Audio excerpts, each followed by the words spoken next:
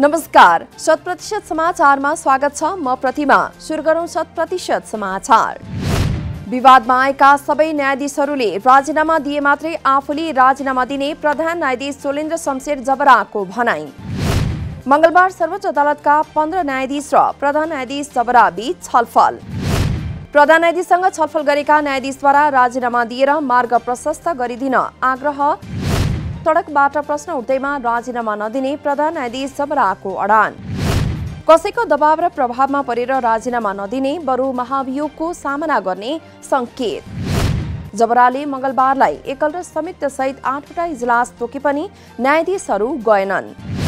मंगलबार नेपाल पत्रकार महासंघले आयोजना गरेको छलफलमा सहभागी नागरिक समाज, पत्रकार तथा कानूनविदद्वारा प्रधान न्यायाधीशको राजीनामा माग। न्याय क्षेत्रमा देखिएको विकृतिको प्रमुख कारण न्यायपालिकामा गरिएको राजनीतिक भागबण्डा र प्रभाव रहेको निष्कर्ष। न्यायपालिकामा राजनीतिक प्रभाव निषेध गर्नका लागि सम्पूर्ण न्यायिक संरचना सुधारको आवश्यकता रहेको ठहर।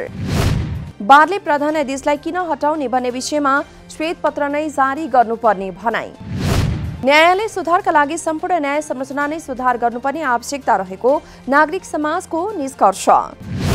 एमाले अध्यक्ष केपी शर्मा ओलीद्वारा पालिका स्तरीय अधिवेशनको भर्चुअल उद्घाटन। लोकतन्त्र, संविधान र गणतन्त्रको रक्षा गर्ने पार्टी एमाले मात्रै भएको ओलीको भनाई। राष्ट्र निर्माणका बारेमा सोच्ने पार्टी एमाले मात्रै भएको ओलीको दाबी। सुशासन र विकासको बाटोबाट समृद्धि हासिल गर्ने एमालेको उद्देश्य रहेको पनि भर्चुअल बैठकद्वारा जानकारी। समृद्ध नेपाल, सुखी नेपाली निर्माण गर्ने उद्देश्यमा एमाले रहेकाले सबैले साथ दिन ओलीको आग्रह। पछिल्लो 24 घण्टामा 666 जनामा कोरोना भाइरस संक्रमण पुष्टि। कोरोना भाइरस संक्रमणबाट थप 11 जनाको मृत्यु। देशभर कोरोनाबाट ज्यान गुमाउनेको कुल संख्या 11,372 पुग्यो। संक्रमित मध्ये हालसम्म देशभर 7,88,630 जना निको भएर घर फर्किए। सरकारको केन्द्रीय प्रशासनिक अड्डामा पुराना गाडी लामो समयसम्म थन्किँदा राज्य कोषलाई घाटा। पुराना गाडीलाई व्यवस्थित गर्न सरकारले एकीकृत संयन्त्र मार्फत काम गरिरहेको दाबी। सरकारी कार्यालयमा प्रयोग नभएका सवारी साधनको लिलामी गर्न प्रशासकहरू डराउने गरेको खुलासा। बढी मूल्यका सवारी साधनलाई कम लागतमा लिलामी गर्दा पछि आफूमाथि समस्या आउने डर। टुटफुट भएका सामानहरूको जिन्सी परीक्षण गरी प्रतिवेदन प्राप्त भएको 6 महिनाभित्र त्यसको टुङ्गो लगाउनु पर्ने मार्गदर्शन। निजी क्षेत्रको कम्पनीसँग साँठगाँठ गरेर नेपाल वायु सेवा निगमलाई कमजोर बनाउने संस्कृति, पर्यटन तथा नागरिक उड्डयन मन्त्री प्रेम आलेको भनाई। विगतमा नेपाल वायु सेवा निगमको जहाजको ग्राउन्ड ल्यान्डिङ समेत आफ्नो व्यक्तिगत स्वार्थका लागि निजी कम्पनीलाई दिएको आरोप। नेपाल वायु सेवा निगमको थन्किएर बसेको 2वटा जहाजलाई तत्काल सञ्चालनमा ल्याएर नेपालमा पर्यटन भित्राउने काममा आफू लागि पर्ने आलेको भनाई। आइकाओको कालो सूचीबाट नेपाललाई हटाउन पनि आफूले पहल गर्ने मन्त्री आलेको आश्वासन। आफ्नो नेपाल एयरलाइन्सको जहाजलाई घाममा सुकाएर प्राइभेट एयरलाइन्ससँग सेटिङ गरेर उसलाई रातारात करोडपति बनाउने चलखेल भइरहेको आलेको दाबी।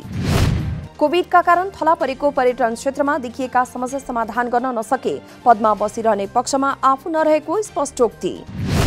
खेलमा भविष्य देख्नेको जमात बाक्लिन थालेको नेपाली कांग्रेसका नेता प्रकाशमान सिंहको भनाई। आन्तरिक खेलले खेलाडीहरूलाई अवसर दिनुपर्ने भनाई। गणेशमान सिंह स्पोर्ट्स कमिटीले आयोजना गरेको टेनिस टुर्नामेन्ट 2021 कार्तिक 16 गतेसम्म चल्ने। खेलमा 8 वर्ष उमेर समूहदेखि 65 वर्षसम्मका खेलाडीहरूले भाग लिन पाउने। विजेताले 7,25,000 धनराशि बराबरको पुरस्कार प्राप्त गर्ने आयोजकको भनाई। विद्युतीय यातायातलाई सरकारले बढावा दिने ऊर्जा, जलस्रोत तथा सिंचाई मन्त्री पम्फा भुषालको भनाई। नेपालीलाई चाहिने जलविद्युतको पर्याप्तता रहेको दावी गर्दै विद्युतीय सवारी साधन सहित विद्युतीय सामानहरू बढाउने तयारी रहेको जानकारी।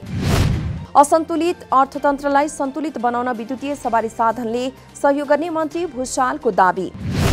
विद्युतीय सवारी साधनले रोजगारीमा पनि सहयोग पुग्ने अपेक्षा। काठमाडौँ उपत्यकाका सरकारी कार्यालयहरूमा र उपत्यकामा चल्ने सबै सवारी साधन विद्युतीय खरिद गर्ने सरकारको नीति। सरकार विद्युतीय सवारी साधनहरूलाई स्थापित गर्न सहुलियतका लागि तयार रहेको भनाई। मंसिर 1 गतेदेखि 20 युनिटसम्मको बिजुली बाल्नेहरूलाई निशुल्क दिने र डोमेस्टिक कन्ज्युम घटेको महसुल र सिँचाइमा घटेको महसुल लागू हुने जानकारी। नेकपा एमालेका नेता प्रदीप कुमार गेवालीद्वारा विभाजनले नेकपा एमालेलाई कुनै असर नगरेको दाबी। अधिकांश कार्यकर्ता तथा जनप्रतिनिधि विभाजनको विरुद्धमा रहेको भनाई। एमालेको केन्द्रीय कमिटीमा 23% र स्थानीय तहका 7% मात्रै माधवकुमार नेपाल नेतृत्वको नेकपा एकीकृत समाजवादी पार्टीमा गएको दाबी। देशमा कार्यपालिका र न्यायपालिका बीच अपवित्र साँठगाँठ भएको टिप्पणी। नेपालका लागि पूर्व राजदूत रञ्जित रेको पुस्तक काठमाडौँ डिलेमा रिसेटिङ इन्डिया नेपाल टाइजमा नेपालको सार्वभौमिकतामाथि प्रहार गरिएको नेपाल प्रहरीका पूर्व नायब महानिरीक्षक रमेश खरेलको आरोप। रञ्जित रेको पुस्तकमा नेपाललाई भुटान बनाउने उद्धृत गरिएको भन्दै यसको शान्तिपूर्ण विरोध गर्नुपर्ने भनाई। किताबमा मात्रै नभएर भारतले देशका विभिन्न सीमामा पनि नेपालको राष्ट्रियतामाथि प्रहार गरेको खरेलको दाबी। काठमाडौँका 8वटा स्थानीय तहमा कोरोना विरुद्धको एस्ट्राजेनेका खोपको दोस्रो डोज मंगलबारदेखि लगाइयो। काठमाडौँका 8वटा स्थानीय तहमा 18 वर्षमाथि उमेर समूहका पहिलो डोज खोप लगाएकाहरूलाई दोस्रो डोज खोप। काठमाडौँ महानगरपालिका कीर्तिपुर, चन्द्रगिरी, नागार्जुन, कागेश्वरी, मनोहरा, तारकेश्वर, टोखा र गोकर्णेश्वर नगरपालिकामा एस्ट्राजेनेकाको दोस्रो डोज लगाइयो। काठमाडौँ महानगरभित्रका 5वटा अस्पतालबाट पनि एस्ट्राजेनेकाको दोस्रो डोज लगाउन पाइने।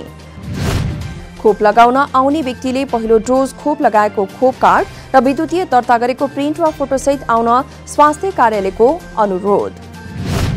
यातायात व्यवस्था विभागले 6 महिनापछि नयाँ सवारी चालक अनुमति पत्रको आवेदन खोल्यो।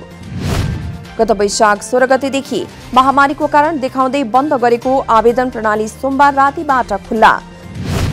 आवेदन प्रणाली खुल्ला भएसँगै नियमित रूपमा फारम भर्न सकिने विभागका प्रवक्ता डाक्टर लोकनाथ भुषालद्वारा जानकारी। कोरोनाका कारण देखाएर लामो समय आवेदन रोकेका कारण नयाँ चालकहरू समस्यामा। दैनिक रूपमा कार्यालयको कोटा निर्धारण गरेर दैनिक रूपमै आवेदन लिन थालिएको विभागको भनाई। कार्यालयहरूले आफ्नो क्षमता अनुसार कोटा तोकेर आवेदन खुलाएको पनि प्रवक्ता भुषालको जानकारी। नयाँ निर्देशिका अनुसार विभागले परीक्षाका लागि 500वटा वस्तुगत प्रश्नको संग्रह सार्वजनिक गर्यो।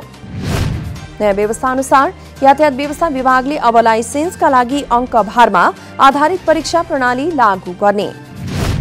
नयाँ निर्देशिकामा ट्रायलका विभिन्न चरणलाई फरक फरक अङ्क भार दिइयो। 70 अङ्क ल्याएमा लाइसेन्स लिन योग्य हुने विभागद्वारा जानकारी। 5 थरमा बाढी पहिरोमा परि 1 सातादेखि बेपत्ता भएकाहरूको तालिम प्राप्त कुकुरद्वारा खोजी गरिने। बाढी पहिरोमा परि बेपत्ता भएकाहरूको खोजीका लागि प्रहरीको तालिम प्राप्त कुकुर सहितको टोली मिक्लाजुङ 4 रवि पुग्यो। 5 थरमा बाढी पहिरोमा परि मृत्यु हुनेको संख्या 31 पुग्यो। 3 जना अझै बेपत्ता। प्रदेश नम्बर 2 सरकारद्वारा एसिड आक्रमणमा परेकी मुस्कान खातुनलाई फेरि सहयोग गर्ने निर्णय। 2 वर्ष अघि एसिड आक्रमणमा परेकी वीरगञ्जकी खातुनलाई प्रदेश 2 सरकारले दोस्रो पटक 5 लाख रुपैयाँ सहयोग गर्ने। प्रदेश 2 सरकारद्वारा यसअघि खातुनलाई 5 लाख रुपैयाँ सहयोग हस्तान्तरण। प्रदेश 2 सरकारले अध्यादेशको माध्यमबाट कृषि र प्राविधिक विश्वविद्यालय स्थापनाको प्रक्रिया थाल्यो। प्राविधिक विश्वविद्यालय स्थापना गर्ने प्रक्रियालाई अगाडि बढाउन प्रदेश सरकारद्वारा प्रदेश प्रमुख समक्ष अध्यादेश सिफारिस। नेपालको संविधानको धारा 202 बमोजिम प्रदेश सभा सञ्चालनमा नरहेको अवस्थामा अध्यादेश सिफारिस। प्रदेश सरकारद्वारा सञ्चालित विकास निर्माणको कार्यालय प्राविधिक सहितको उच्च स्तरीय टोलीद्वारा स्थलगत निरीक्षण गराई ढिला सुस्ती एवं गुणस्तरहीन काम गरिरहेको पाइए कारबाही गरिने। बहराइनको राष्ट्रिय ध्वजवाहक कम्पनी गल्फएयरले 1 दशकपछि बहराइन नेपाल पुनः 2 उडान सुरु गर्ने। कम्पनीले आगामी नोभेम्बरबाट साताको 3वटा उडान गर्न प्रक्रिया सुरु गरेको नेपालका लागि जीएसए प्रेसिडेन्ट ट्राभलद्वारा जानकारी। 1 वर्ष यता बहराइनको राजपरिवारको भ्रमणबाट पर्यटकीय हिसाबले सम्भावना देखेसँगै राष्ट्रिय ध्वजवाहक कम्पनीले पुनः उडान गर्न लागेको जानकारी। कम्पनीले आउँदो नोभेम्बरबाट साताको 3 उडान गर्ने योजना बनायो। बडा दशैं सकिए लगतै ताप्लेजुङका किसानहरू अलैँची टिप्न व्यस्त। अलैँची टिप्ने र थन्क्याउने मुख्य मौसम असोज कार्तिक महिना। ताप्लेजुङका 9 स्थानीय तहका 61वटा वडामध्ये भक्ताङलुङ गाउँपालिका 7 ओलाङचुङ गोला बाहेक सबै वडामा अलैँची खेती। करिब 4300 हेक्टर क्षेत्रफल बराबरमा अलैँची खेती गरिएको तथ्याङ्क। हाल अलैँचीको मूल्य सन्तोषजनक रहेको किसान तथा व्यवसायीहरूको भनाई। गत वर्ष अलैँची मूल्य प्रतिमन 40 किलोग्रामको 25,000 रुपैयाँसम्ममा कारोबार भए पनि यस वर्ष फुङलिङ बजारमा प्रतिमन 41,000 रुपैयाँसम्म। सामुदायिक वन उपभोक्ता महासंघ नेपालद्वारा सामुदायिक वनमा महिला र सञ्चारको भूमिका विषयक अन्तर्संवाद सम्पन्न। प्राकृतिक स्रोत संरक्षण र उपभोगमा नेपालमा अहिले पनि तुलनात्मक रूपमा महिलाको सहभागिता बढी हुने गरेको निष्कर्ष। सामुदायिक वनभित्र महिलाहरूको 50% सहभागिता रहे तापनि अझै त्यसलाई थप सशक्तिकरण गर्नुपर्ने माग। वन संरक्षण गर्ने क्रममा महिलाहरू नै बढी असुरक्षित रहेकाले उनीहरूको सुरक्षा र सशक्तिकरणका लागि राज्यले भूमिका खेल्नुपर्ने भनाई। चालु आर्थिक वर्षको असोज मसान्तसम्ममा नेपालको आयात तथा निर्यात दुवै उच्च दरमा वृद्धि। यस अवधिमा मुलुकको निर्यात 109% ले बढेर 65 अर्ब 5 करोड रुपैयाँ पुगेको वाणिज्य विभागको भनाई। गत वर्षको सोही अवधिमा 31 अर्बको मात्रै निर्यात भएको तथ्याङ्क। 3 महिनाको अवधिमा आयात व्यापार भने 63.73% ले बढ्यो। आयात र निर्यात गरी मुलुकले यस अवधिमा कुल 5 खर्ब 43 अर्ब 57 करोड रुपैयाँ बराबरको वैदेशिक व्यापार गर्यो। टर्कीका राष्ट्रपति रेसेप तय्यिप एर्दोगानद्वारा 10 पश्चिमी मुलुकका राजदूतहरूलाई देश निकाल्ने आदेश फिर्ता। अमेरिका सहितका मुलुकले विज्ञप्ति जारी गर्दै कुनै पनि मुलुकको आन्तरिक मामिलामा राजदूतले हस्तक्षेप नगर्ने बताएपछि आदेश फिर्ता गरिएको जानकारी। यसअघि एर्दोगानद्वारा टर्कीका लागि America, Germany, Canada, Denmark, Finland, France, Netherlands, New Zealand, Norway र स्विडेनका राजदूतलाई देश निकाला गर्ने आदेश। मेयरकप वेटरान फुटबल प्रतियोगिता अन्तर्गत मंगलबार भएको खेलमा झापा वेटरान फुटबल क्लब र बुटवल नगरपालिकाको सुखद नतिजा। झापाले विजय युथ हेटौडालाई 5-1 बुटवलले पश्चिम चितवनलाई 1-0 ले स्तब्ध बनायो।